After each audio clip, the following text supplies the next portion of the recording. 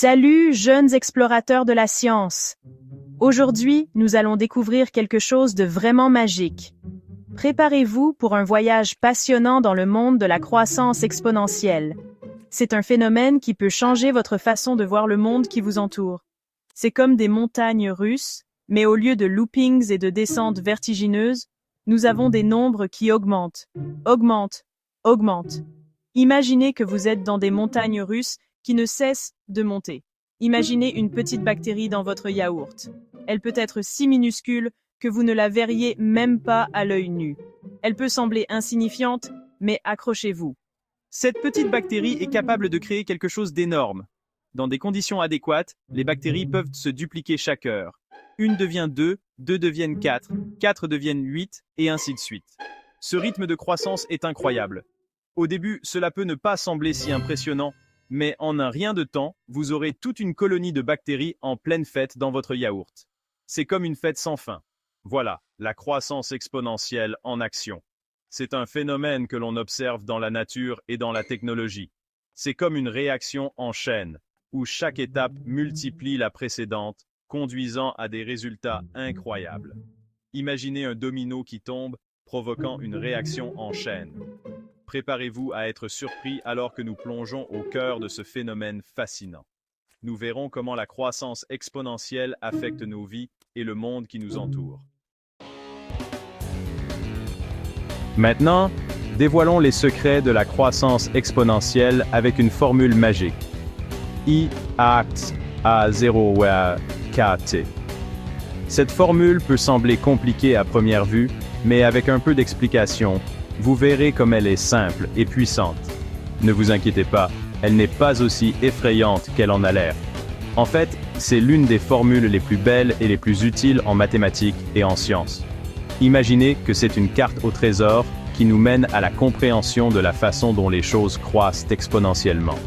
Décomposons-la pour comprendre ce que signifie chaque partie de la formule. I est comme le grand final, la quantité finale après la croissance. C'est le résultat que nous voyons après une période de croissance. A0 est le point de départ, la quantité initiale avec laquelle nous commençons.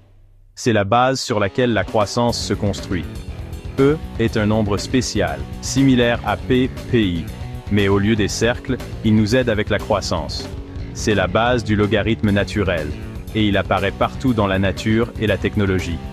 K est le taux de croissance, qui nous indique la vitesse à laquelle les choses se multiplient. C'est le facteur qui détermine la vitesse de la croissance exponentielle. Et T est le temps, le chef d'orchestre silencieux de la symphonie de la croissance.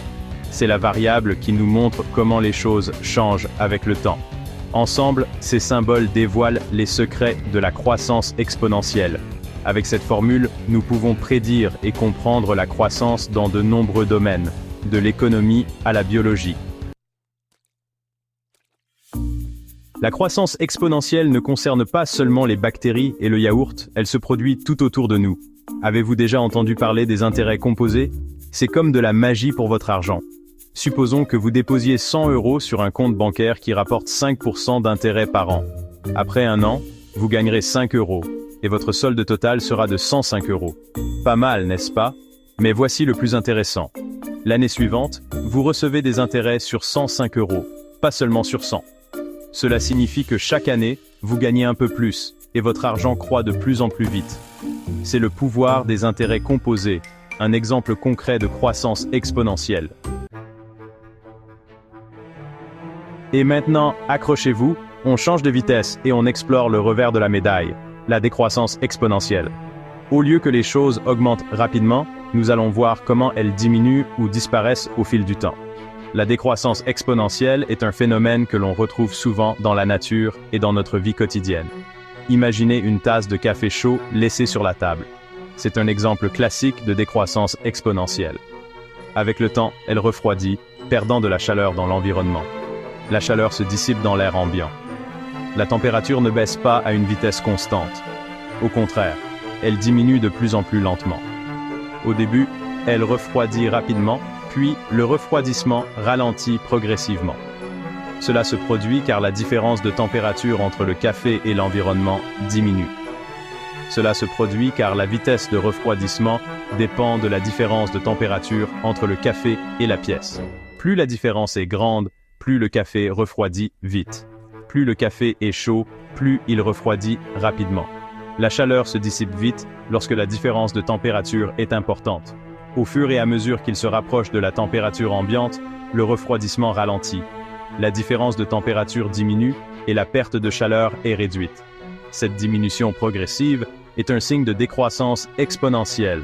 C'est un phénomène observable dans de nombreuses autres situations, comme la désintégration radioactive et la décomposition des matières organiques. Section 5. Dévoilons la formule de la décroissance. Comme pour la croissance exponentielle, nous avons une formule secrète pour percer les mystères de la décroissance. Dar A0IL, KT. Ça vous semble familier, n'est-ce pas? C'est parce que c'est la même formule qu'avant, mais avec un petit changement important. Avez-vous remarqué le signe moins devant le K, le taux de décroissance? C'est la clé. Cela nous indique qu'au lieu d'augmenter, la quantité diminue avec le temps. Le reste des symboles reste le même, nous guidant dans le processus de décroissance. Section 6. Rencontre quotidienne avec la décroissance exponentielle. La décroissance exponentielle peut sembler sortir d'un film de science-fiction, mais elle se produit tout autour de nous. Vous vous souvenez de ces artefacts anciens dont nous avons parlé plus tôt? Eux aussi se désintègrent avec le temps, mais pas comme un château de sable. Les matériaux radioactifs, comme ceux que l'on trouve dans les artefacts anciens, subissent un processus appelé désintégration radioactive. Ils émettent des particules, perdant leur radioactivité au fil du temps. Cette désintégration suit un modèle exponentiel, ce qui permet aux scientifiques de déterminer l'âge des objets grâce à une méthode appelée datation au carbone 14. Section 7. Demi-vie et temps de doublement. Distorsion temporelle.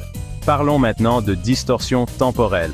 Dans le monde de la croissance exponentielle, nous avons le temps de doublement, le temps qu'il faut à quelque chose pour doubler de taille ou de quantité. C'est comme un sort magique qui fait doubler les choses en un instant.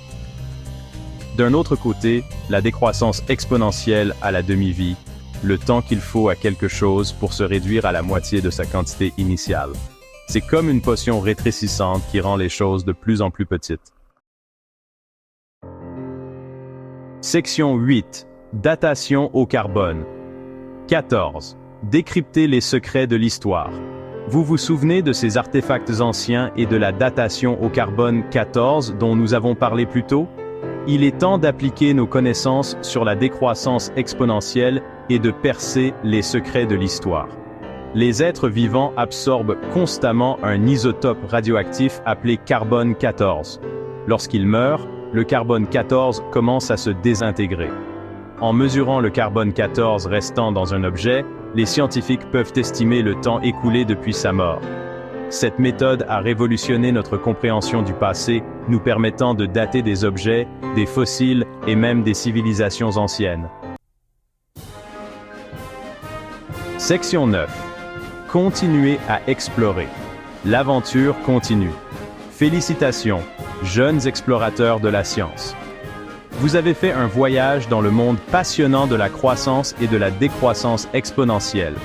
Vous avez appris les formules, vu des exemples concrets et même voyagé dans le temps avec la datation au carbone 14. Mais l'aventure ne s'arrête pas là. Continuez à poser des questions, continuez à explorer et gardez vivant l'esprit de la découverte scientifique. Qui sait quels autres secrets étonnants vous découvrirez?